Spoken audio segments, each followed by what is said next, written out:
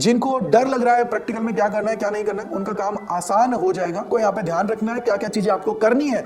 इन सारी चीजों को अगर आप लोग इंप्लीमेंट करते हो तो आपका प्रैक्टिकल है जो थ्योरी आपने लिखी है ना, उसमें नंबर आपके नहीं कटने वाले। आप वाइवा में जा रहे हो उससे पहले उसको एक दो बार रीड कर लो, जिससे एग्जामिनर आपसे जो भी पूछेगा ना आप सीधा आपको बताओगे। क्योंकि एग्जामिनर जो है भाई जब पूछने पे आएगा ऐसा सवाल पूछेगा जहां तुम फंस जाओगे, और जब फंसोगे ना वहीं पे तुम्हारा काम खराब हो जाएगा।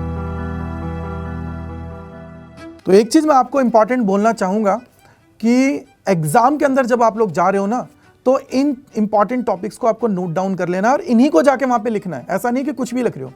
सबसे पहले एग्जामिनर जो आपको चीजें बता रहा है, आपको जो प्रैक्टिकल दिया है आप उसको ले लो।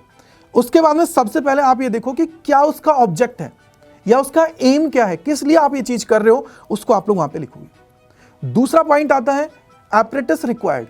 कौन कौन से एपरेटस है। अगर मीटर ब्रिज यूज कर रहे हो तो कनेक्टिंग वायर्स होंगे आपके पास, गैल्वेनोमीटर होगा, रेजिस्टेंस आपको लेना पड़ेगा। ये सारी चीजें जो जो चीजें यूज हुई हैं वो आप वहां पे लिख दोगे। इसके बाद में थ्योरी वाले सेक्शन में आना है। थ्योरी में आप बताओगे कि बैलेंसिंग कंडीशन क्या होती है, उसके अलावा इसका फॉर्मूला कैसे ड्राइव हुआ है वो फॉर्मूला आप लोग बताओगे। इसके बाद में नेक्स्ट आप लोग लिखोगे इसके अंदर कि प्रोसेसर आपका क्या है। प्रोसेसर समझते हो कि सबसे पहले आपने क्या किया, कनेक्टिंग वायर्स को जोड़ा, देन आपने क्या किया, वो सारी चीजों को आपको उसके अकॉर्डिंग वहां पे लिखना है, जो जो चीजें आपने की।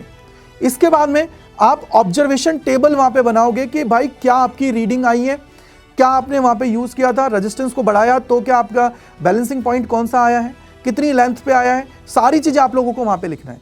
इसके बाद में रिजल्ट पे आना है। और देन लास्ट जो पॉइंट है ना वो आप सभी का होता है प्रिकॉशंस की, क्या क्या चीजें आपको यहाँ पे ध्यान रखना है, क्या क्या चीजें आपको करनी है। इन सारी चीजों को अगर आप लोग इंप्लीमेंट करते हो तो आपका प्रैक्टिकल है जो थ्योरी आपने लिखी है ना उसमें नंबर आपके नहीं कटने वाले। अगर आप उनको नहीं लिखोगे, एक भी चीज मिस करते हो तो एग्जामिनर नंबर काट लेगा। और जो आपने लिखा है ना, आप वाइवा में जा रहे हो उससे पहले उसको एक दो बार रीड कर लो, जिससे एग्जामिनर आपसे जो भी पूछेगा ना आप सीधा आपको बताओगे। जैसे मैंने सीधा पूछा कि भाई प्रिंसिपल क्या है, तो आपको प्रिंसिपल पता होना चाहिए कि भाई किस प्रिंसिपल पर वर्क करता है, नल पॉइंट क्या होता है, इसके अलावा बैलेंसिंग कंडीशन क्या होती है, इसमें P क्या होता है, R क्या होता है, Q क्या होता है, S क्या होता है, लेंथ कितनी होती है। अगर ये सारी चीजें आपको पता है ना तो ये मान लो कि आपका जो इंप्रेशन है ना एग्जामिनर के ऊपर बहुत अच्छा जाने वाला है। इसलिए जरूरी है कि उन सारी चीजों को आप लोग करो। साथ ही साथ कभी भी जाके ये मत बोल दो कि सर कुछ भी पूछ लो, ये कभी नहीं बोलना है। क्योंकि एग्जामिनर जो है भाई जब पूछने पे आएगा ऐसा सवाल पूछेगा जहां तुम फंस जाओगे, और जब फंसोगे ना वहीं पे तुम्हारा काम खराब हो जाएगा।